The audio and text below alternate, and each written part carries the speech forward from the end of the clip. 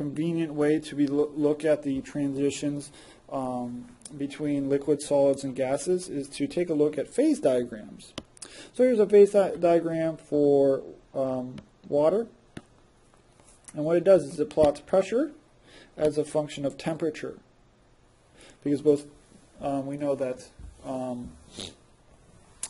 boiling point is temperature at which the vapor pressure equals the atmospheric pressure, as you're boiling it, normal boiling point at atmospheric pressure. If you change the pressure, of course, you're going to change what temperature the vapor pressure equals that temperature. Okay, so in general, most phase diagrams take this type of look. You've got a sort of wishbone structure to it. Okay, and some of the points that we should discuss.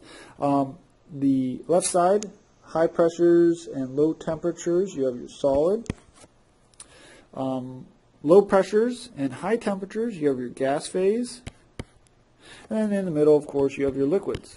Moderate pressures, high pressures, moderate temperatures, so on and so forth. Okay. So the temperature and pressure, when you do these transitions, will occur along those lines. So we have the sublimation curve. If you cross this line, you're going from the solid to the gas phase. This is the fusion curve. If you cross this line, you're going from solid to liquid, or vice versa, liquid to solid.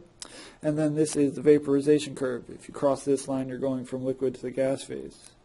The point at which all of those intersect is called a triple point, and that's when the system is at equilibrium between all three phases.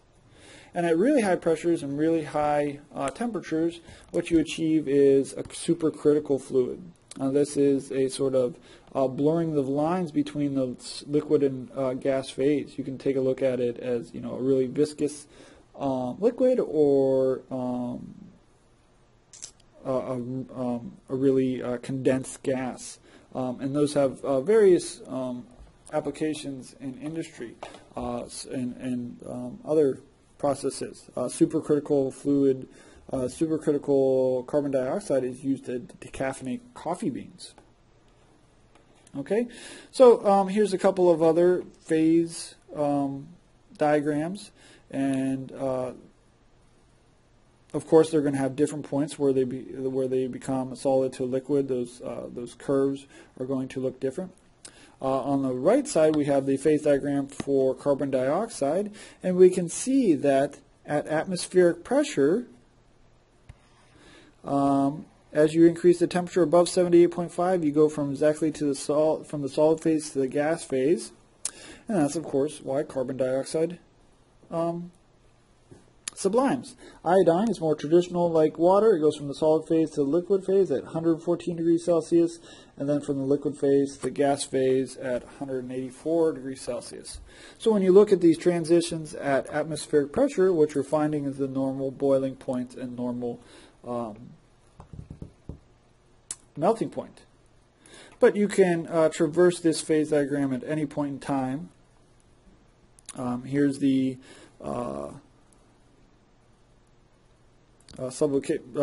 navigator. Here's an example of navigating sublimation curve for water. As you can see, it shows you at one point in time, at 1 atmosphere, when you cross the solid to liquid phase, that would achieve 0 degrees Celsius.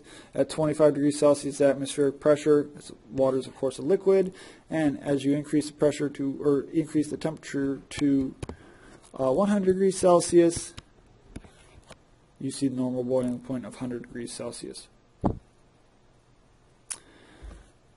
Alright, so next we're going to turn our attention to solids, and we're going to learn some of the ways we view solids, how we're going to describe solids, and of course how we get to those points.